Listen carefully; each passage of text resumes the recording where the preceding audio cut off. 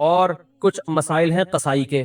قصائی لوگ ایک بہت بڑی بددیانتی یہ کرتے ہیں کہ 4 رگیں کاٹنے کے بعد اندر بھی چھرا مارتے ہیں اس کے جانور کو جلدی ٹھنڈا کرنے کے لیے. یہ عمل خلاف سنت ہے.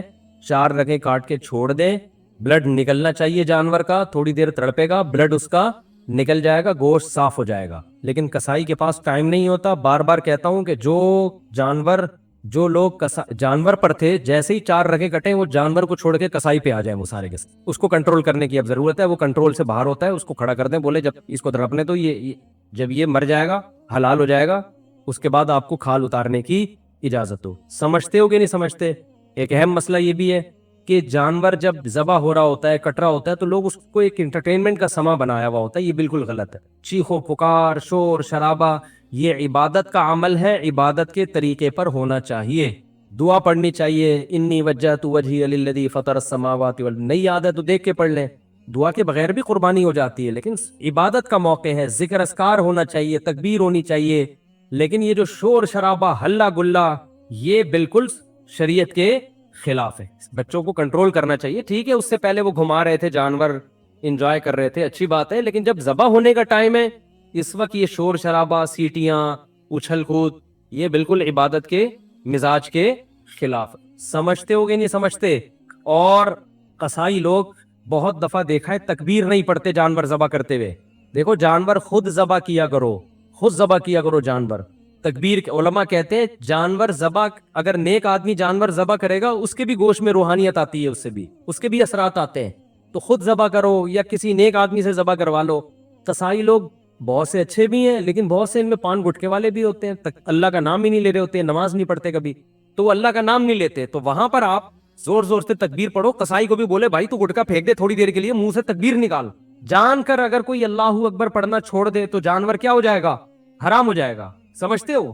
تو اس کو بولو گٹکا پھینک, یہاں اللہ. مرغی ذبح کرنے والے بھی بہت دفعہ دیکھا ہے, نہیں وہ ذبح کرتے چلے جا رہے ہیں. بھائی منہ سے زور سے بول اللہ اکبر, بسم اللہ اللہ اکبر. تو مرغیوں والوں کو بھی ذرا پابند کیا کرے اس کا.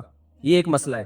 ایک اہم مسئلہ یہ ہے کہ قصائی لوگ جانور ذبح کرنے کے بعد, حصے لگانے کے بعد, پٹ کا گوشت نکال کے کیا کر دیتے ہیں, اور اتنا گوشت وافر مقدار میں ہوتا ہے کہ لوگوں کو پتہ ہی نہیں چل رہا ہوتا کہ قصائی نے 6 مہینے کے لیے اپنی دکان میں بیچنے کے لیے گوشت اسٹاک کر لیا ہے. تو قصائی کو اس حرکت سے منع کریں, اسے بولیں یہ حصوں والا جانور ہے, سب کے حصے ہوں گے, آپ کو پیسے چاہیے زیادہ پیسے لے لو ہم سے. کھانا چاہیے کوئی بات نہیں, کلیجی پکے گی, جہاں سب کھائیں گے آپ بھی کھا لینا, گوشت کھا لینا ہمارے یہاں. یہ طریقہ غیر اخلاقی ہے. سمجھتے ہو کہ نہیں سمجھتے؟ یہ جو گوشت اتنا نکال کے الگ کر رہے ہوتے ہیں, ان سے بولو پیسے زیادہ لے لو, یہ گوشت نہیں لو. اور کوئی مسئلہ کسی کے ذہن میں قربانی سے متعلق جلدی سے پوچھیں. ہے بھائی کیا؟ ہاں رات میں قربانی کر سکتے ہیں, مگر مکروہ ہے, بہتر نہیں ہے دن میں قربانی, کیونکہ قربانی شاعر اسلام میں سے ہے, اور اسلامی شاعر دن کی روشنی میں ہوتے ہیں. اسلام میں تہوار رات کو نہیں منائے جاتے, رات کو تہوار غیر مسلم مناتے. کرسمس رات کو شروع ہوتی ہے, اسلامی تہوار کب ہوتے ہیں؟ دن میں. اسی سے پتہ چلتا ہے کہ اسلام میں عید میلاد النبی نہیں ہے, کیونکہ وہ رات کو منائی جاتی ہے, بتیاں لگائی جاتی ہیں, جبکہ اسلام کی ساری عیدیں کب ہیں؟ دن کی روشنی میں ہوتی. سمجھتا نہیں ہے نا بات کو؟ جب نہیں پڑے گا رات کو تو کیسے سمجھے گا بات کو؟ کلیجی بھی حصے میں آتی ہے, 7 حصوں کی کلیجی کر دیں, تھوڑی سی بچا لیں آخر میں گوشت میں تقسیم کرنے کے لیے, اور 7 کلیجیوں میں تھوڑا تھوڑا گوشت ڈال دیں, تاکہ کلیجی بھی کمی بیشی ہو تو وہ گوشت کے مقابلے میں ہو جائے. ارشاد. کئی مرحومین کا بھی ایک حصہ لے سکتے ہیں. نبی نے پوری امت کی طرف سے ایک حصہ کیا, تو ایک مرحوم کی طرف سے بھی کر سکتے ہیں. اب علماء کا اس میں اختلاف ہے کہ آپ نے اگر ایک حصے میں سارے مرحومین کی نیت کر لی تو وہ گوشت, وہ ثواب ڈیوائیڈ ہوگا یا نہیں ہوگا. بعض کہتے ہیں ڈیوائیڈ نہیں ہوگا, بلکہ سب کو پورا پورا ثواب ملے گا. وہ اس کی مثال آگ کی دیتے ہیں کہ ایک آگ ہے, آپ جتنے بھی اس سے چراغ روشن کرو اس آگ میں کمی نہیں ہوتی. لیکن بعض علماء اس کے قائل ہیں, اور یہ بھی مضبوط قول ہے, کہ وہ ڈیوائیڈ ہو جائے گا. سمجھتے ہو؟ وہ کیا ہو جائے گا؟ ڈیوائیڈ ہو جائے گا. 2 کی طرف سے کی تو آدھا ایک کو پہنچے گا, آدھا دوسرے کو. تو دونوں قول ہیں. سمجھتا نہیں ہے نا بات؟ تو بہتر ہے کہ والدین میں سے ہر ایک کے لیے الگ, کسی کے والدین مرحوم ہے تو ایک پورا حصہ دونوں کی طرف سے ڈال لیں. ارشاد. کچھ کہہ رہے تھے آپ؟ پوچھ لے, پھر سارا دن فون بجتا رہتا ہے, پوچھتے رہتے. پائے کا کیا؟ ابھی بتا رہا ہوں پائے کا کیا, پائے پکانے کا طریقہ بتاتا ہوں جی. ہاں بعض غیر مسلم قصائی بن کے گھوم رہے ہوتے ہیں, تو اس کا بھی خیال کریں. مسلمان ہونا چاہیے. ہندو کا ذبیحہ حلال نہیں ہے, اسی طرح مشرک کا ذبیحہ بھی حلال نہیں ہے. کوئی اپنے آپ کو مسلمان کہتا ہے لیکن ختم نبوت کا منکر ہے, یا رسول اللہ صلی اللہ علیہ وسلم کو صاف لفظوں میں حاضر ناظر مشکل کشا کہتا ہے بغیر کسی تعویل کے, تو چاہے دیوبندی ہو, چاہے اہل حدیث ہو, چاہے بریلوی ہو, وہ تو مشرک ہے نا. نبی کو علی الاطلاق مختار کل مانتا ہے کہ اللہ نے سارے اختیارات نبی کو بھی دے دیے ہیں، تو یہ تو شرک ہے کھلا ہوا. تو کوئی بھی مشرک چاہے دیوبندی ہو، چاہے اہل حدیث ہو، چاہے بریلوی، اس کا ذبیحہ حلال نہیں ہے. یہ امام مالک کا قول ہے، امام احمد بن حنبل اور امام شافعی کا، کہ ایک گھر میں ایک قربانی کافی ہے، پورے گھر والوں کی طرف سے ہو جاتی ہے. اور ان کی دلیل بعض اسلاف کے اقوال ہیں، بعض تابعی ہیں ان کے اقوال ہیں. امام ابو حنیفہ کا موقف یہ ہے کہ جو بھی صاحب نصاب ہے اس پر الگ سے قربانی واجب ہے، ایک قربانی سب کی طرف سے کافی نہیں ہے.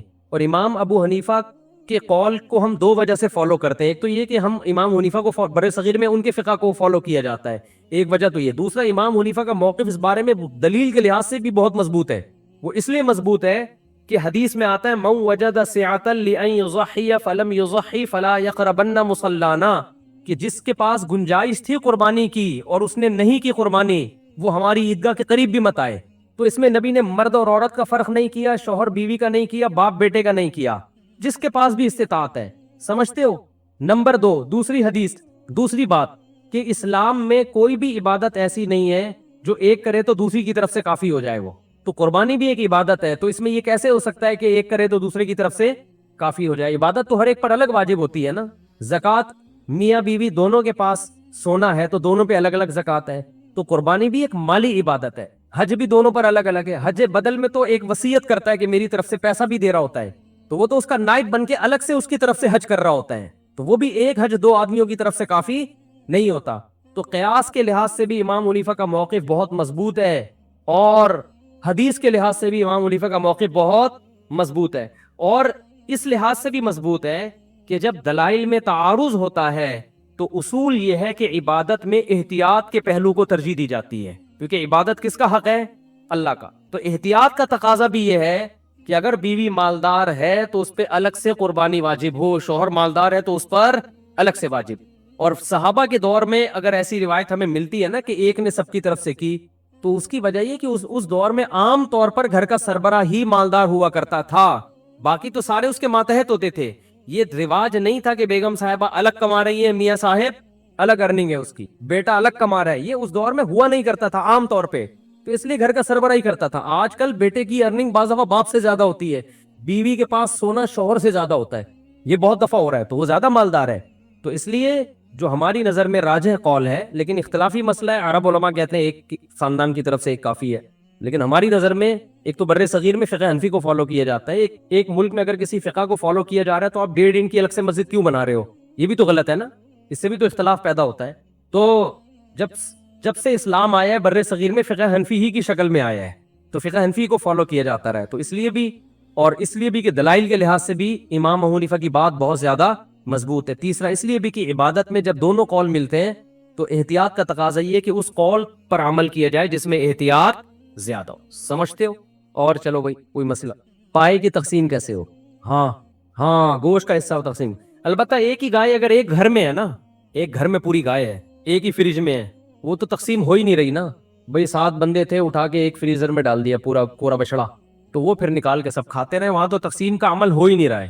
جہاں تقسیم کا عمل ہوگا تو 7 حصوں میں ڈیوائیڈ کرنا پڑے گا، ہر حصے میں کلیجی ملا دے تاکہ سود کے مسائل سے اجتناب ہو، جس پر میں تفصیل سے بات کر چکا ہوں. اور جی سیری ضائع ہو جاتی ہے، نہیں ہونی چاہیے. اچھا ایک جی نہیں، ہاتھ رکھنے سے نہیں ہوگا. کسائی کی کونی پہ ہاتھ رکھ لیا تو کسائی ذبح ہو سکتا ہے، اس سے جانور ذبح نہیں ہو سکتا. چھری پہ ہاتھ رکھ کے چلائیں. ہاں کسائی کو بولے تیرے پاس ٹائم نہیں ہے تو پھر آیا کیوں، ادھر بیٹھ آرام سے. میں نے بتایا نا گائے کو کنٹرول کرنا اتنا مشکل نہیں، کسائی کو کنٹرول کرنا زیادہ مشکل ہے. 2 کسائی کو کنٹرول کرنے کے لیے الگ سے بلائیں، ٹھیک ہے نا. تو اچھا ایک اور اہم بات تھی ابھی بھی، ہاں بہت اہم ترین بات کھوپڑی میں آئی ہے. دیکھو نبی صلی اللہ علیہ وسلم نے فرمایا ایمان کا سب سے لاسٹ اور آخری درجہ ہے اماطۃ الاذی عن الطریق، راستے سے اذی کو ہٹانا. یعنی اذی کہتے ہیں تکلیف دہ چیز کو بھی اور گندگی کو بھی. عربی میں اذی کسے کہتے ہیں؟ کانٹا، گٹر کا ڈھکن کھلا ہوا ہے، یہ تکلیف دہ ہے نا، کوئی گرے گا، پتھر پڑا ہوا ہے راستے میں، گاڑی غلط پارک ہوئی ہوئی ہے، یہ تکلیف دہ چیز ہے. اور اذی کا مطلب گوبر پڑا ہوا ہے، کوئی گند پڑا ہوا ہے، یہ بھی اذی میں داخل ہے عربی میں، ٹھیک ہے. تو آپ صلی اللہ علیہ وسلم نے فرمایا کوئی شخص گزر رہا ہے اور راستے میں اسے کوئی تکلیف والی چیز یا گندگی والی چیز نظر آئی جس سے لوگوں کو کراہت ہوتی ہے، وہ اسے راستے سے نہیں ہٹاتا، تو حدیث میں ہے کہ یہ ایمان کے آخری درجے پہ بھی بولو نہیں، یعنی اتنی آخری درجے کی نیکی بھی کم بخت نہیں کر رہا تو یہ مومن کہلانے کا مستحق نہیں ہے. سمجھ رہے ہو؟ آپ سوچو کہ جو تکلیف دہ چیز کو نہیں ہٹا رہا وہ مومن نہیں ہے، تو جو تکلیف دہ چیز پھینک رہا ہے وہ مومن کیسے ہو گیا؟ نہیں آ رہی بات. قربانی کرنے والے تکلیف دہ چیز نہیں بلکہ تکلیف دہ چیزیں روڈوں پہ پھینکتے ہیں.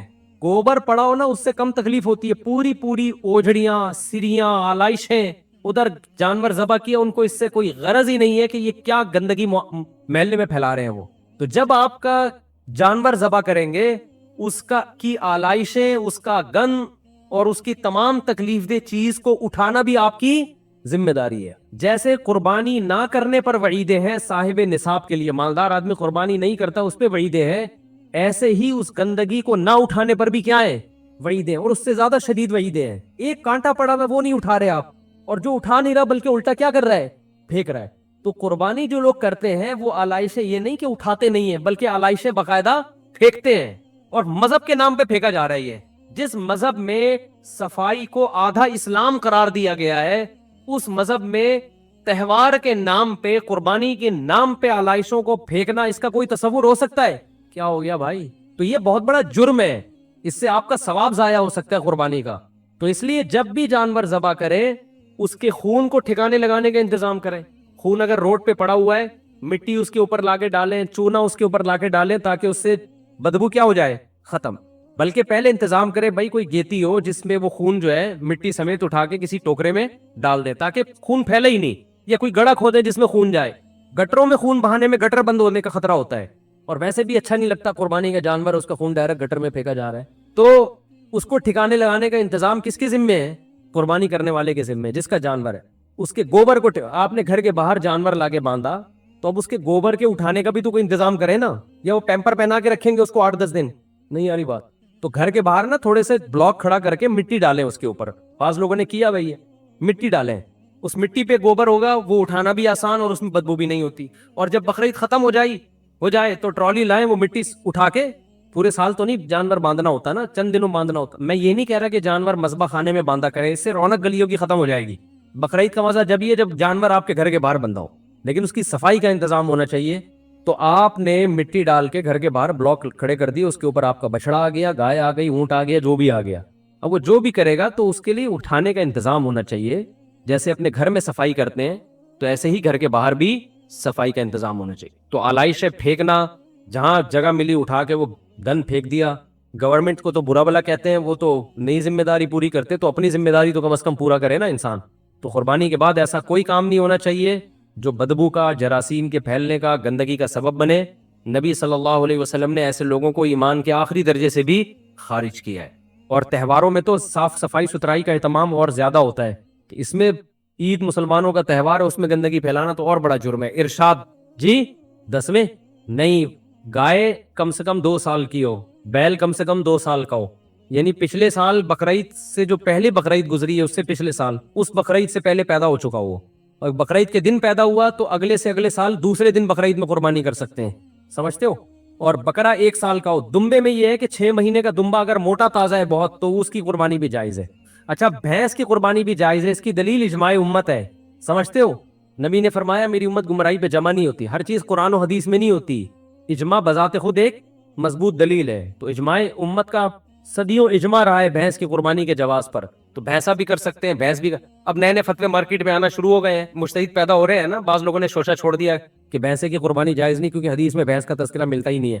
تو اجماع امت ہے. بھینس جیسے عورتیں سمٹ کے نماز پڑھیں گی، حدیث میں تذکرہ نہ بھی ہو تو بھی پڑھیں گی کیونکہ اجماع امت ہے. صدیوں سے مسلمانوں کے تمام فقہا کا اس پر اجماع رہا ہے کہ عورت کیسے نماز پڑھے گی؟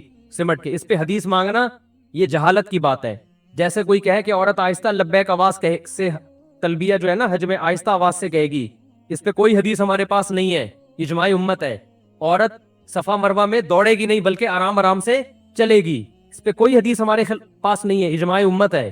لوگ کہتے ہیں نہیں نبی نے فرمایا جیسے میں نماز پڑھتا ہوں ایسے پڑھو، تو نبی نے تو سمٹ کے نماز نہیں پڑھی. تو بھائی نبی نے یہ بھی فرمایا جیسے میں نے حج کیا ایسے کرو، تو نبی تو صفا مروہ میں دوڑے ہیں، تو عورت کو دوڑاؤ نا. پتا چلا کہ حیا سے متعلق جو مسائل ہیں نا عورت کے، وہ خود بخود مستثنی ہیں. تو صدیوں سے تواتر چلا آ رہا ہے اس پر. تو اس لیے یہ اجماع امت تو بھینس کی یا بھینسے کی قربانی بھی اجماع امت سے ثابت ہے, اور بھینسے میں گوشت بہت خاندانی ہوتا ہے, کسی کو مل جائے تو پیل دو اس کو. جی, انبیاء کی طرف سے, سب کی طرف سے کی جا سکتی. ہاں, یوم عرفہ کا روزہ ہم اپنے دن کے حساب سے رکھیں گے, 9 ذی الحجہ ہمارے یہاں جو 9 تاریخ ہوگی. ارشاد ران کی, ہاں بکرے کی ران ہے, کھاؤ جیسے مرضی کھاؤ, بکرے کی ران کھائیں, چانپے کھائیں, کباب کھائیں, کوفتے کھائیں, جیسے آپ کو اچھا لگے کھا لیں. اور ایک اور مسئلہ کہ کون سے جانور, دیکھو جانور کے کان تھوڑے بہت کٹے ہوئے ہوں تو قربانی ہو جائے گی, آدھے سے زیادہ کان کٹا ہوا ہے تو قربانی نہیں ہوگی. سینگ کا مسئلہ بہت اہم ہے, جانور کا سینگ اگر جڑ سے نکال دیا تو پھر اس کی قربانی جائز نہیں. آج کل بہت عذاب دے رہے ہیں جانوروں کو سینگ نکالنے میں, گرم اس سے جلاتے ہیں اس کو, 6-7 مہینے جانور عذاب میں رہتا ہے, تکلیف میں رہتا ہے.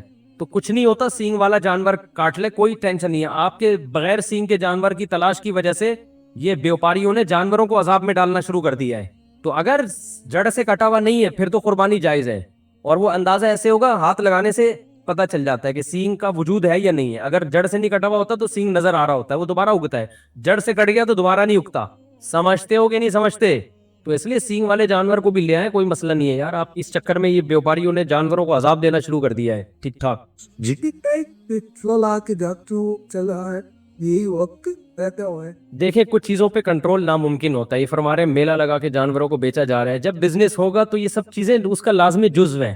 میں نے ایک دفعہ اپنے استاد سے اشکال کیا کہ پاکستان نے انڈیا سے میچ جیتا تھا تو اتنا لوگ اچھل رہے تھے, اتنا اچھل رہے تھے, یہ کیا ہے؟ انہوں نے کہا جب لوگ شوق سے میچ دیکھیں گے اور جذبات ہوں گے اور جیت ہوگی تو اچھلنا اس کا لازمی حصہ ہے. آپ یہ نہیں کر سکتے بیانات کے ذریعے کہ جب بھی کوئی جیت کی خبر آئے تو کوئی نہ اچھلے, وہیں چپک کے بیٹھے رہو. تو لوگ ایلفی ڈال کے چپکنا پڑے گا. اس پہ بات ہونی چاہیے کہ میچوں میں اتنی دلچسپی لینا ٹھیک ہے یا نہیں ہے. یہ بات تو ٹھیک ہے یار, نہیں دیکھو میچ, کوئی اور کام کرو, لیکن جو دیکھ رہا ہے اس پر اچھلنے پر پابندی نہیں لگائی جا سکتی. سمجھ میں نہیں آ رہی میرا خیال ہے بات بھائی. میں اس پر تو بات کرتا ہوں کہ یار نہ میں تو میچ نہیں دیکھتا, نہ انڈیا پاکستان کے, کیوں بھائی ہمارے پاس ہم تو اس لیے تھوڑی پیدا ہوئے ہیں. جنگ ہوگی پھر دیکھیں. ابھی نندن کا واقعہ میں نے دیکھا, تو یہ میچ میں اتنی دلچسپی, یہ تو فضول کام ہے نا اتنی دلچسپی. تو اس پر تو ہم بات کرتے ہیں. نہیں دیکھو یار, ٹائم ویسٹنگ ہے, کچھ اور کام کرو, مفید کاموں میں اپنی زندگی کو کھپاؤ. لیکن اگر کوئی دیکھ رہا ہے ہماری بات نہیں مان رہا تو جیتنے پہ, اس پہ اچھلنے پہ پابندی لگائیں, یہ نہیں ہو سکتا. جب جیتے گا آخری بال پہ چھکے لگیں گے تو اچھلیں گے بھی لوگ, ٹھیک ہے نا, یہ ایک نیچرل ہے. تو اب قربانی جب ہوگی تو موٹے موٹے کٹے بھی آئیں گے, اس میں لوگ انجوائے بھی کریں گے, میلے بھی لگیں گے, اور جناب نمائشیں بھی ہوں گی. یہ اس کا لازمی جزو ہے, تو اس پہ پابندی لگانا ممکن نہیں ہے. صحیح ہے نا. تو ایسی بات کرنی چاہیے جو پریکٹیکلی ممکن ہو. اس کی مثال ایسے جیسے بہت سے لوگوں نے بیوی پر موبائل استعمال کرنے پر پابندی لگائی ہوئی ہے. ٹھیک ہے, گاؤں دیہات کی عورتوں پر پابندی لگا دو, قبول کر لیتی ہیں, اور موبائل کا استعمال نہ کرنا یہ کرنے سے بہرحال بہتر ہے. لیکن جب آپ ایک پڑھی لکھی لڑکی سے شادی کر رہے ہو تو میں بھی کہتا ہوں کہ موبائل نہ ہو تو زیادہ سکون میں, لیکن یہ عملاً یہ ممکن نہیں ہے. سمجھ میں نہیں آ رہی بات.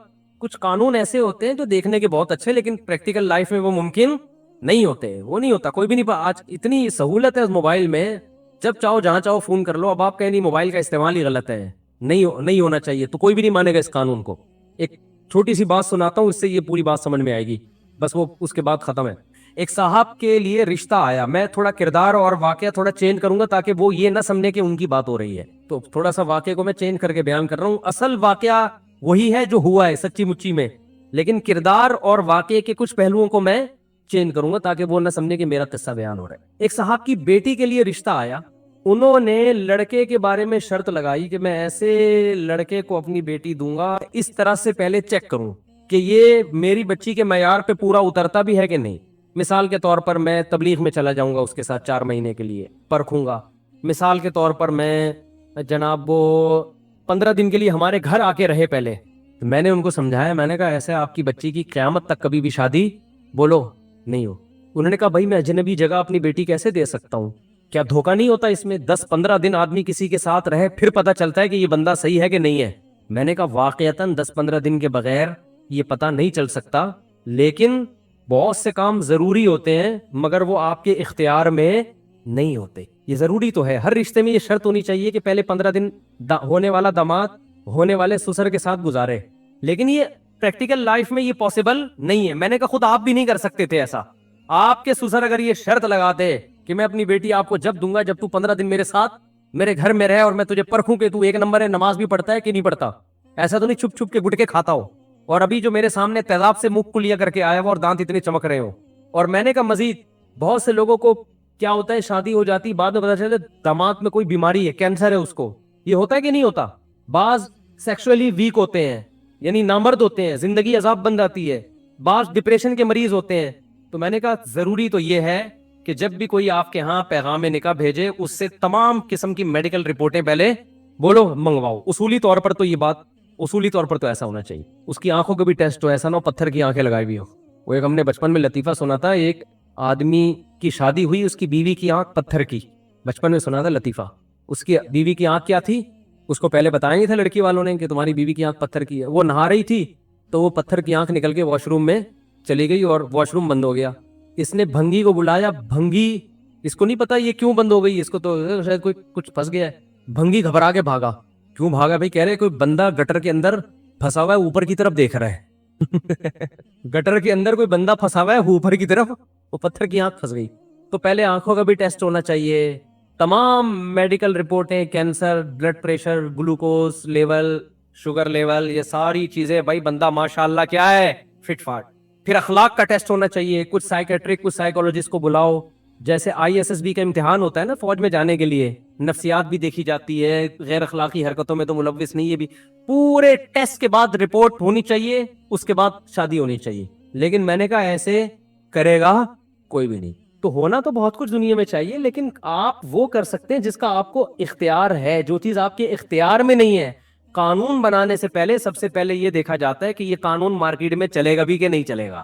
نہیں چلے گا تو میں نے کہا بس اتنا کر لو, دیکھ لو, دیکھنے میں فٹ فاٹ لگ رہا ہے, ایک دفعہ آپ بلا کے آدھا 1 گھنٹے کے لیے انٹرویو لے لو, بھائی سب سیٹ ہے, کیسے رکھو گے, ابا سے مل لو, اس کے دوست احوال سے تحقیق کر لو, باقی کیا کرو اللہ پہ توکل. کیونکہ پوری رپورٹیں کلیئر کرنے کے بعد بھی بعض دفعہ ایسے ہوتا ہے شادی ناکام. تو وہ مجھے کہنے لگے نہیں, ہمارے محلے میں ایک دفعہ ایسے ہوا تھا, ایک آدمی کے یہ شرط لگائی تھی ایک صاحب نے کہ اپنی بیٹی تمہیں اس شرط پہ دوں گا, وہ ساری شرطیں پوری کی اس نے. میں نے کہا دیکھو کسی کو عشق ہو جائے نا تو اس کو تو اگر یہ بھی شرط لگاؤ کہ حبیب بینک کی بلڈنگ سے چھلانگ لگائے گا تو دوں گا, وہ لگا لے گا. عشق کے اصول کیا ہوتے ہیں, کسی کو عشق ہو جائے کسی لڑکی سے, عاشق کو تو آپ جتنی بےہودہ شرطیں کہو گے اتنا خوش ہوگا. عاشق سے کہو کہ جا فلاں کا بیل بھاگ گیا ہے, اگر تو پکڑ کے لائے گا تو میں شادی کروں گا, وہ یہ کام بھی کرے گا. اس سے بولیں کہ تو جو ہے نا حبیب بینک کی بلڈنگ سے چھلانگ لگا, بچ گیا تو یہ تیری ہوئی, نہیں بچا تو یہ میری, وہ چھلانگ لگا, وہ رسک لے لے گا. تو عاشقوں کے اصول کچھ اور ہیں, ہم نارمل دامادوں کی بات کر رہے ہیں. ٹھیک ہے, نارمل آدمی یہ شرطیں, بلکہ سوال اگر پوچھ لیا نا نارمل آدمی سے کہ آپ کو شوگر تو نہیں, اس کو غصہ آ جائے گا. جیسے ہمارے ایک دوست تھے, رشتہ نہیں ہو رہا تھا, میں نے سفارش کی, میں ان کو لے گیا. اب ماشاءاللہ وہ ہمارے دوست تھے, بہاری, بہت اچھے ہوتے ہیں, لیکن تھوڑا باتوں میں اچھی باتوں میں کافی تیز ہوتے ہیں. تو میں ان کو لے گیا, ان کا کوئی رشتہ نہیں ہو رہا تھا ان کا کہیں, تو میں ان کو لے گیا سفارشی بن کے. اب وہ بےچارے خوشی سے نا, کیونکہ بہت عرصے بعد ان کو رشتہ ملا, تو خوشی سے تھوڑا سا وہ نروس ہو جاتا ہے نا انسان, ایسی باتیں بھی کرنے لگتا ہے جو نہیں کرنے کی ہوتی. اب وہاں جا کے لڑکی والے دیندار تھے, اور اس زمانے میں پولیو کے قطروں کے خلاف مہم بہت چل رہی تھی, اخباروں میں مضامین آ رہے تھے کہ بھئی یہودی سازش ہے یہ پولیو کے قطرے, اور پتہ نہیں ہے نہیں کوئی یہودی کچھ نہیں ہے, لیکن بڑی یہ سمجھا جاتا کہ دیندار آدمی اپنے بچوں کو گویا پولیو کے قطرے نہیں پلاتا. تو یہ وہاں جا کے بےچارے خوشی میں نا ان کو کنونس کرنے کے لیے ان سے کہہ رہے ہیں اللہ کا شکر ہے میں تو نماز بھی پڑھتا ہوں, میں پولیو کے قطرے بچوں کو بالکل نہیں پلاؤں گا. میں کہہ رہا ہوں ابے کمبخت نہ بھی اس نے ہاں کی ہے, پہلے شادی ہونے دے, پھر بچے پیدا ہوں گے, اس کے بعد کا ہی ہیڈیک ہے کہ تو پلا. اس نے ابھی اپنی بیٹی دینے کا نہ تجھ سے وعدہ کیا, اور تو پہلے سے کس پہ آ رہا ہے, اس کو کنونس کرنے کے لیے نا کہ میں اتنا نیک ہوں کہ میں بچوں کو پولیو کے قطرے بھی نہیں پلاتا, میں تو اللہ پہ توکل کرتا ہوں. میں نے کہا بیٹا تیری ہو گئی شادی. اب وہ ظاہر ہے انہوں نے نہیں دیا, انہوں نے کہا عجیب باتیں کر رہا ہے یار, پولیو کے قطرے نہیں پلاؤں گا. تو اگر تو نے نہیں بھی پلانے تو پہلے سے بتا کیوں رہا ہے. تو میں نے پھر اس کو کہا, میں نے کہا بھائی میں نہیں جاؤں گا تمہارے ساتھ کبھی, تم میری بھی عزتی کراؤ گے. تو الٹا مجھ پہ غصے ہونے لگا. خیر پھر جب ٹھنڈا ہوا تو ہم نے اس کو سمجھایا, میں نے کہا تو چپ بیٹھا کر, ہمیں بولنے دیا کر, کیا کیا تو نے پلانا ہے, کیا کیا نہیں پلانا یہ ہم بتا دیں, تو چپ بیٹھا کر, ٹھیک ہے نا. تو یہ جو ہے نا کہ قربانی کے جانور کے ہار پھول اور گلیوں میں لے کے گھوم رہے ہیں, اور دل پسند والوں کے الگ فارم لگ رہے ہیں, میڈیا پہ بھی کوریج ہو رہی ہے, یہ لازمی جزو ہے, ان چیزوں کو آپ روک نہیں سکتے. سمجھتے ہو کہ نہیں سمجھتے ہو, اللہ سمجھنے کی توفیق عطا فرمائے. کافی ہو گیا میرا خیال ہے. ابراہیم علیہ السلام یہاں سے چلے تھے اپنے بچے کو لے کر, یہاں شیطان نمودار ہوا اور حضرت ابراہیم کو اس نے بہکایا. کیا بہکایا بیٹے کو, خوبصورت بیٹے کو جس کی اللہ نے بشارت دی تھی, اس کو قتل کرنے جا رہے ہو. پھانسی گھاٹ کی طرف جب کسی مجرم کو لے جایا جاتا ہے تو ذرا اس کا منظر کسی سے پوچھا کریں کیا حالت ہوتی ہے. موت کے منہ میں جانا آسان نہیں, اور موت کے لیے اپنی اولاد کو لے جانا اس سے بھی زیادہ مشکل. حضرت ابراہیم علیہ السلام کے علم میں یہ بات قطعاً نہیں تھی کہ اللہ اس بیٹے کو ذبح ہونے سے بچا لیں گے. بچے کو انگلی پکڑ کے لے جا رہے ہیں. فلما بلغ معه السعی, قرآن کہتا ہے جب بچہ انگلی پکڑ کے باپ کے ساتھ چلنے کے قابل ہوا, اس وقت ابراہیم علیہ السلام کو خواب آیا اسے ذبح کر دو. یہ نقطہ قرآن نے کیوں بیان کیا کہ بیٹے سے باپ کی محبت اس وقت جوش مارتی ہے جب بیٹا باپ کے ساتھ انگلی پکڑ کے چلنے کے قابل. اب وہ اس کے ساتھ محفلوں میں جانا شروع ہوتا ہے. جب تک اس سے چھوٹا تھا تو وہ ماں کی آنکھوں کا تارا ہوتا ہے, باپ تو اسے دور کرتا ہے. دیکھا ہوگا نا اپنے باپ بچے کو پیار کرتا ہے, جیسے بچے نے کچھ کیا لو بھائی اماں کو پکڑا دو. ٹینشن کون پالے؟ ماں پالے. لیکن جب وہ کیا ہوتا ہے, بچہ انگلی پکڑ کے باپ کے ساتھ چلنے کے قابل ہوتا ہے, پھر باپ کی آنکھوں کا تارا بنتا ہے. اللہ فرماتے ہیں فلما بلغ معه السعی, جب وہ بچہ انگلی پکڑ کے باپ کے ساتھ چلنے کے قابل ہوا, محفلوں میں جانے کے قابل ہوا, تو اللہ تعالیٰ نے ابراہیم علیہ السلام کو 3 دفعہ خواب دکھایا. عرفہ کے دن اور بقرعید کے دن, اور اس سے ایک دن پہلے 8 ذی الحجہ کو 3 خواب آئے کہ اس بیٹے کو اللہ کے نام پہ ذبح کر دو. ابراہیم علیہ السلام جس مقام جب گئے ہیں جہاں چھوٹا شیطان, درمیانی شیطان, بڑا شیطان, یہ چھوٹے بڑے درمیانی نہیں تھے, یہ شیطان ایک ہی تھا. لوگ سمجھتے ہیں یہ ذرا کم کوالٹی والا شیطان ہے, یہ تھوڑا سا مہنگا والا ہے, یہ زیادہ بہکاتا ہوگا, یہ تھوڑا سا جاپان سے منگوایا ہوگا یہ والا شیطان, یہ زیادہ خطرناک ہے. یہاں 2 غلط فہمیاں ہیں, ان کا ازالہ کر دینا چاہیے. ایک تو یہ کہ چھوٹا بڑا شیطان صرف ایک علامت کے طور پہ, کیونکہ وہ تینوں ایک ہی جیسے ہیں تو خلط ملط نہ ہو جائے, یہ اس لیے بیان کیا جاتا ہے. دوسری بات یہ کہ وہاں شیطان عملی طور پر موجود نہیں ہے, وہ پتھر ہے جو تبدیل ہوتا رہتا ہے, وہ ایک نشانی ہے پتھر کی یہاں تھا شیطان, تاکہ رمی کرنے میں آسانی ہو. لوگ اس پتھر ہی کو شیطان سمجھنا شروع کر دیتے. سمجھ رہے بات کو؟ لوگ کیا کرتے ہیں, لوگ سمجھتے ہیں کہ یہ پتھر جو ہے نا یہی شیطان ہے. وہ شیطان نہیں ہے پتھر, بلکہ وہاں شیطان نمودار ہوا تھا حضرت ابراہیم علیہ الصلوۃ والسلام کو بہکانے کے لیے. حضرت ابراہیم نے شیطان کو کنکریاں ماری, کنکریاں. دوبارہ نمودار ہوا, دوبارہ کنکری ماری, تیسری دفعہ نمودار ہوا, تیسری دفعہ کنکری ماری, اور مینا میں اپنے بیٹے کو لے جا کے لٹا دیا. فلما اسلما وتلہ للجبین, فرمایا جب دونوں باپ اور بیٹے فرما بردار بن گئے اللہ کے حکم کے سامنے اور لٹا دیا پیشانی کے بل, اللہ تعالیٰ کی طرف سے وحی آئی. وفدیناہ بذبح عظیم قد صدقت الرؤیا, اے ابراہیم تو نے اپنے خواب کو سچا کر دکھایا. اللہ کو تجھ سے تیرا بیٹا ذبح نہیں کروانا, اس بیٹے کی نسل میں تو محمد صلی اللہ علیہ وسلم نے پیدا ہونا ہے, یہ کیسے ذبح ہو سکتا ہے؟ یہ بیٹا ذبح نہیں ہو سکتا, یہ تو دعاؤں سے آپ کو دیا گیا ہے. ابراہیم علیہ السلام نے بیت اللہ کی تعمیر کے وقت دعا مانگی تھی کہ میری نسل میں ایسے پیغمبر کو پیدا کر, یتلو علیہم آیاتک ویعلمہم الکتاب والحکمہ, جو تیری آیات ان کو پڑھ کے سنائے اور کتاب و حکمت کی ان کو تعلیم دے. اس کی نسل میں اس پیغمبر نے آنا ہے, یہ بیٹا ذبح ہونے والا نہیں ہے.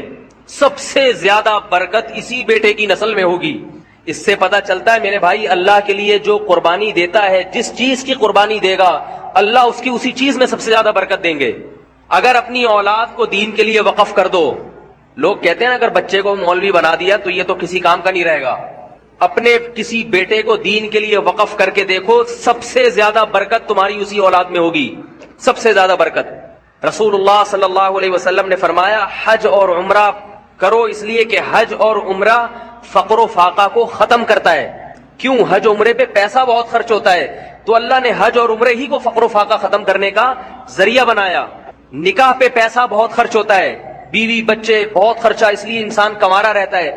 اللہ اس کے رسول نے کیا فرمایا, نکاح کرو, اللہ تمہارا فقر و فاقہ ختم کر دے گا. ہر چیز میں یہودیوں کی طرح کیلکولیشن نہ کیا کرو.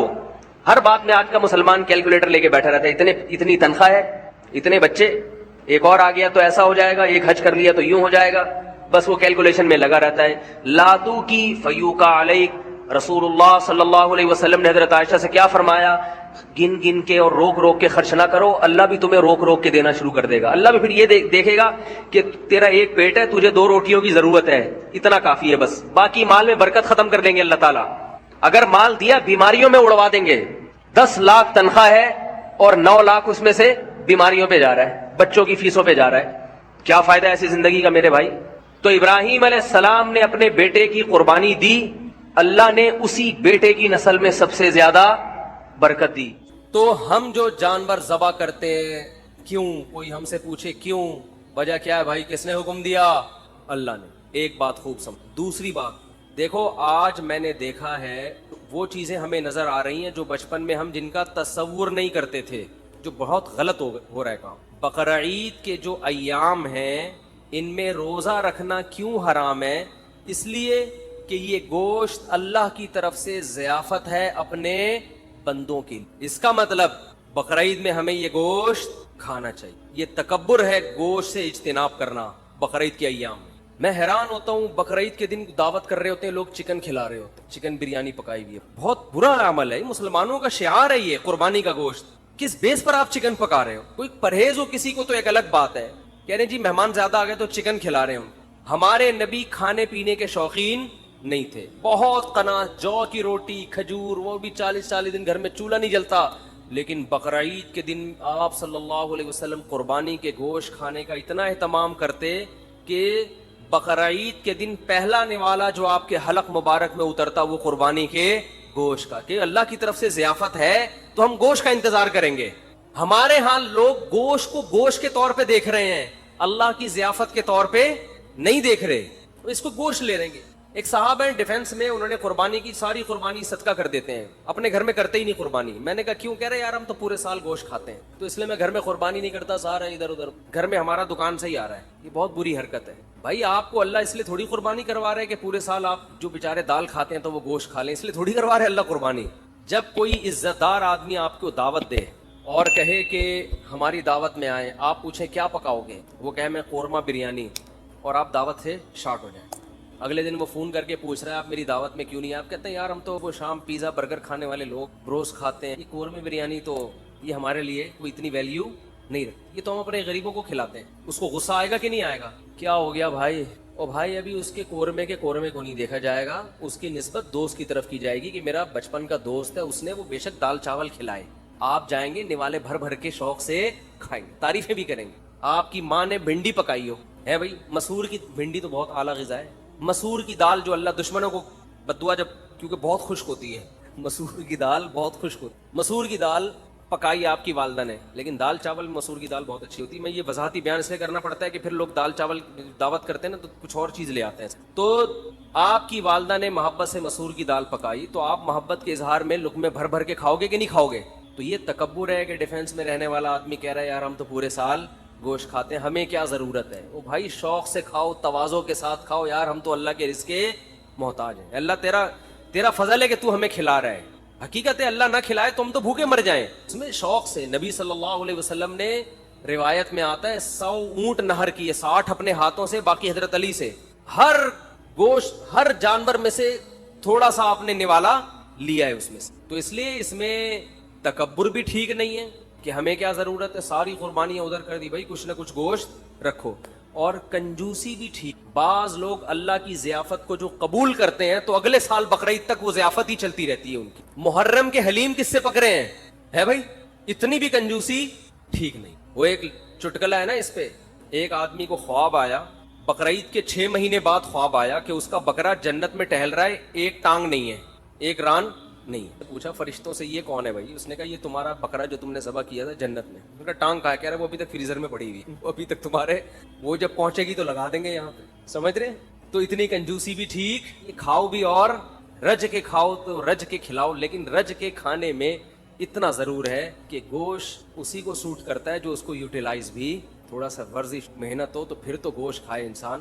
زیادہ محنت کا کام نہیں ہے تو پھر اللہ کی ضیافت اتنی قبول کریں جتنی افورڈ کر سکیں. میرے بیان سن کے چربیاں کھا کھا کے پتہ چلا آغا خان میں پڑے ہوئے ہیں, لیکن کھائیں ضرور. اور ایک اہم بات یہ بھی کہ جو غریب آدمی ہے جسے پورا سال گوشت کھانے کو نہیں ملتا, وہ اگر قربانی کرتا ہے تو فقہا کہتے ہیں اس کے لیے اسٹور کرنا یہ صدقہ کرنے سے زیادہ بہتر. سمجھتے ہو ایسے غریب بھی ہیں جو بیچارے پورے سال گوشت نہیں ملتا, ان کے بچے ہیں, فیملی ہے, تو اس کے لیے اسٹور کرنا یہ صدقہ کرنے سے زیادہ بہتر ہے, کیونکہ اپنے بچوں کا حق دوسرے کے بچوں سے پہلے. تو بعض غریب بھی سخاوت دکھاتے ہیں, ان کے بچے بلک رہے ہوتے ہیں, ابا اتنے عرصے کے بعد بکرا دیکھنے کو ملا ہے, اتنا گوشت دیکھنے کو ملا ہے, امیدیں تھی کباب کوفتے بنا بنا کے پھوڑتے, ابا نے سخاوت میں آ کر سارا خالو کو دے دیا, ماموں کو دے دی. تو فقہا نے مسئلہ بیان کیا ہے کہ بھائی اگر کوئی آدمی غریب ہے, اس کے خاندان بڑا ہے, تو پورا گوشت اسٹور کر, بچوں کا حق پہلے, بچوں کو پہلے فوکس کر, بیوی بچوں کو. سمجھتے ہو کہ نہیں سمجھتے تو وہ پھر اس پہ آپ طنز نہ کریں کہ 6 مہینے بعد حلیم کیوں پکڑا ہے, بھائی اس کا مسئلہ ہے, وہ اللہ نے اس کو, تو بچوں کو پہلے کھلائے باقی بعد میں. تو یہ جو قربانی کے 3 حصے کیے جاتے ہیں یہ فرض واجب نہیں ہے, یہ مالدار کے لیے ایک مستحب حکم ہے کہ آپ مالدار ہیں تو آپ تو پورے سال کھاتے رہتے ہیں, ایک حصہ آپ کھا لیں, آپ اللہ کی طرف سے ضیافت ہے, ایک حصہ رشتہ داروں میں بانٹ دیں. اگر رشتہ دار مالدار ہیں تو پھر ان کو بھی بانٹنے کی ضرورت نہیں ہے, 1/3 آپ کیا کر دیں غریبوں کے لیے. قرآن کہہ رہے ہیں فَكُلُوا مِنْهَا وَأَطْعِمُوا الْقَانِعَ وَالْمُعْتَرَّ, قناعت والے کو بھی اور جو دیکھنے سے مسکین لگ رہا ہو, یعنی اتنا مسکین ہو کہ اس کی غربت کے آثار اس کے چہرے پہ ظاہر ہو جائیں, صحت سے پتہ چل رہا ہے کہ بیچارے کو گوشت کھانے کو نہیں ملا, تو غریبوں کو بھی کھلاؤ, خود بھی کھاؤ. تو جو غریب ہے وہ سارا کھا لے, جو مالدار ہے وہ 1/3 صدقہ کر. اور بھی کچھ مسائل ہیں جو انشاءاللہ جمعے کے بیان کے بعد میں قربانی کے حوالے سے بتاؤں گا. بہت اہم مسائل ہیں جن کی لوگ رعایت نہیں کرتے. آج مائک کا سیٹ اپ صحیح نہیں ہے تھوڑا سا, تو مجھے چیخنا زیادہ پڑ رہا ہے. تو نماز کے بعد انشاءاللہ ہمارے عید الاضحیٰ کی نماز 6:30 پر ہوگی, اور ہمارے یہاں 6:30 کا مطلب 6:30 ہی ہوتا ہے, سمجھتے ہو, اس سے پہلے بیان نہیں ہوتا تاکہ نماز ایک دم ٹائم پہ کھڑی ہو. تو کچھ مسائل جو آپ نے پوچھنے وہ بھی پوچھ لیے گا نماز کے بعد انشاءاللہ تعالی, عمل کی توفیق عطا فرمائے. قربانی سے متعلق کچھ یہ کیا پوچھا, کسی موٹے موٹے مسائل بتا دوں جو بہت زیادہ پوچھے جاتے ہیں. دیکھیں, قربانی کے جانور میں 7 آدمی اگر شریک ہیں تو 7 کے پیسے برابر ہونا ضروری نہیں ہے. بعض دفعہ گھر کا کوئی فرد بچڑا لے کر آتا ہے, چھوٹے بھائی کا حصہ بھی ڈال دیا, درمیانے والے کا بھی ڈال دیا, ہمشیرہ کا حصہ ڈال دیا, اس میں کسی نے پورے پیسے دیے, کسی نے آدھے دیے, کسی نے کوئی بیٹھ کے پیڑے کھانے والے بھی گھر میں ہوتے ہیں, وہ فری پھوکڑ میں حصہ اس کے نام ہو گیا. تو سب جائز ہے.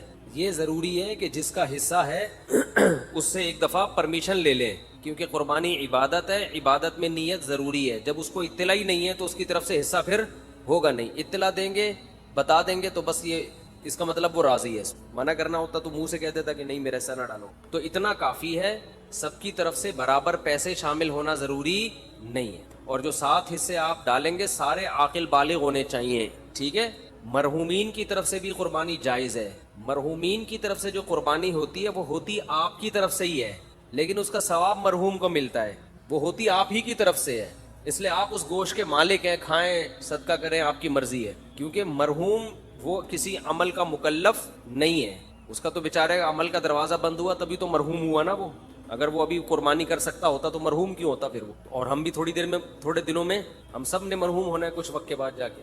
تو جو مرحوم کی طرف سے قربانی ہوتی ہے وہ ہوتی آپ ہی کی طرف سے, ثواب کس کو ملتا ہے, مرحوم کو. تو یہ بھی جائز ہے. نبی کی طرف سے بھی جائز ہے, زندوں کی طرف سے بھی جائز ہے, مردوں کی طرف سے بھی جائز ہے. نبی صلی اللہ علیہ وسلم نے کیا, ایک اپنی طرف سے, ایک پوری امت کی طرف سے, 2 مینڈھے ذبح کیا آپ نے. تو یہ اصال ثواب کا ثبوت بھی یہیں سے ملتا ہے. تو اس لیے جائز ہے قربانی, جس کی طرف سے چاہیں کریں, جتنی چاہیں کریں, اپنی حیثیت کو, اپنی اوقات کو دیکھتے ہوئے, اپنی چادر کو دیکھتے ہوئے. اتنا نہ کریں کہ کل لوگوں سے بھیک مانگنی.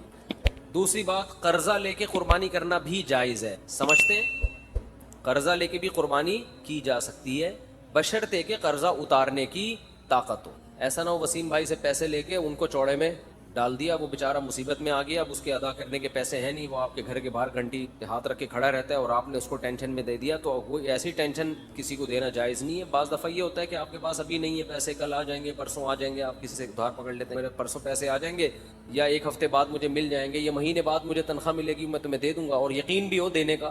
تو بعض دفعہ آدمی کر لیتا ہے, کیونکہ قربانی کا موقع تو 3 دن کے بعد نکل گئی نا قربانی, 3 دن کے بعد تو نہیں ہوتی قربانی. تو یہ مسئلہ ہے. تو ایک اہم مسئلہ تو یہ ہو گیا, قرضہ لے کے بھی کر سکتے ہیں, اور کسی کا حصہ, کسی کے پیسے کم ہو, کسی کے زیادہ ہوں, یہ بھی کر. ایک اہم مسئلہ یہ بھی ہے قربانی میں کہ گائے کے جب 7 حصے ہوں گے تقسیم کے وقت, تو 7 حصوں کو تول کے تقسیم کرنا ضروری ہے, کیونکہ سود گوشت جو ہے یہ سودی اموال میں سے ہے. جب بھی ڈیوائیڈ کا عمل ہوتا ہے تو اصل میں یہ خرید و فروخت کا عمل ہوتا ہے. آپ اپنا حصہ اس کو بیچ رہے ہیں, اس کا حصہ اس سے خرید رہے ہیں, دھونے پڑے. تو آپ اپنا حصہ کسی کو بیچتے ہیں, اس کا حصہ اس سے خریدتے ہیں. تو یہ تقسیم کا عمل جو ہے نا اصل میں یہ خرید و فروخت کا عمل ہوتا ہے. گوشت کو گوشت کے بدلے میں خریدا اور بیچا جا رہا ہے تو شریعت میں جب بھی گوشت کو گوشت کے بدلے میں بیچا جائے گا تو برابر سرابر ضروری. جیسے کھجور آپ نے بیچی اور اس کے بدلے میں دوسری کھجور لی تو 1 کلو کھجور کے بدلے میں 1 کلو کھجور لے سکتے ہیں. ایک دانہ بھی اوپر چلا گیا تو حدیث میں آتا ہے یہ خالص سود ہے, عین الربا. اس کو کیا کہا گیا ہے؟ خالص سود. تو یہ کھجور تو ایک مثال ہے. تو ہر تول کے بکنے والی چیز حدیث سے پتہ چلتا ہے. کھجور چونکہ تول کے بکتی ہے نا, اس زمانے میں کیل کے ذریعے بکتی تھی, آج تول کے بکتی ہے. تو کوئی بھی کیل والی چیز جو لیٹر جیسے پیمانہ ہوتا ہے یا تول والی چیز, ان تمام میں سودی احکام جاری ہوتے ہیں. تو گوشت کو جب گوشت کے بدلے میں بیچا جائے گا تو برابری ضروری ہے. تو جب قربانی کے ساتھ حصے کریں تو اندازے سے نہ کریں بلکہ تول کے کریں. اور اس میں احتیاط مزید یہ کر لیں کہ ہر حصے میں کلیجی ملا دیں تھوڑی سی. سودی احکام میں یہ بھی ہوتا ہے کہ اگر اس کے مخالف جنس ملا دی جائے تو پھر کمی بیشی جائز ہے. جیسے آپ 1 کلو کھجور بیچ رہے ہو اور ادھر سے لے رہے ہو 1.5 کلو کھجور, تو یہ آدھا کلو کیا ہو جائے گی؟ حرام ہو جائے گی نا. لیکن اگر اس 1 کلو کھجور میں آپ کچھ اور ملا دیں, 2-4 سیب ملا دیں اس میں, آپ ادھر سے 1 کلو کھجور ہے اور 2 سیب ہو گئے, ادھر سے 1.5 کلو کھجور, تو یہ پھر سود نہیں ہوگا, یہ جائز ہوگا. اس لیے کہ وہ جو آدھا کلو کھجور ہے وہ ادھر سیب کے مقابلے میں ہو جائے گی. سمجھ میں آ رہی ہے بات؟ تو یہ بالکل جائز ہیلا ہے. تو قربانی کے گوشت میں اگر آپ نے تقسیم کی ٹینشن سے بچنا ہے تو 7 حصے کر کے ہر گوشت میں تھوڑی سی کلیجی ملا دیں. ہر کلیجی میں تھوڑا سا گوشت ملائیں, ہر گوشت میں تھوڑی سی کلیجی. جب شروع میں کلیجی کے 7 حصے کریں, کلیجی پھیپڑے اور جو کچھ بھی ہوتا ہے, تو اس میں 1-2 بوٹی گوشت کی ملا دیں. تو اس میں اگر کمی بیشی ہو گئی تو وہ جائز ہے. اور گوشت کے جب 60 ڈھیریاں بنائیں تو اس میں 2 بوٹیاں 3 بوٹیاں کس کی ملا دیں ہر ڈھیری میں؟ کلیجی کی. تو یہ سود سے بچنے کا ایک ہیلا ہے, تدبیر ہے. آج کل چونکہ فنٹر مارکیٹ میں بہت ہیں کلپ بنانے والے جن کو مسائل کی الف بے بھی نہیں پتا اور بیٹھ کے پھینکتے بہت ہیں. تو ہو سکتا ہے میرے اس کلپ پہ کہیں کہ کان ادھر سے پکڑو ادھر سے پکڑو, کیا ہے برابر ہے. تو یہ سود میں ڈالنے کے لیے انہوں نے ہیلا نکالا ہوا ہے.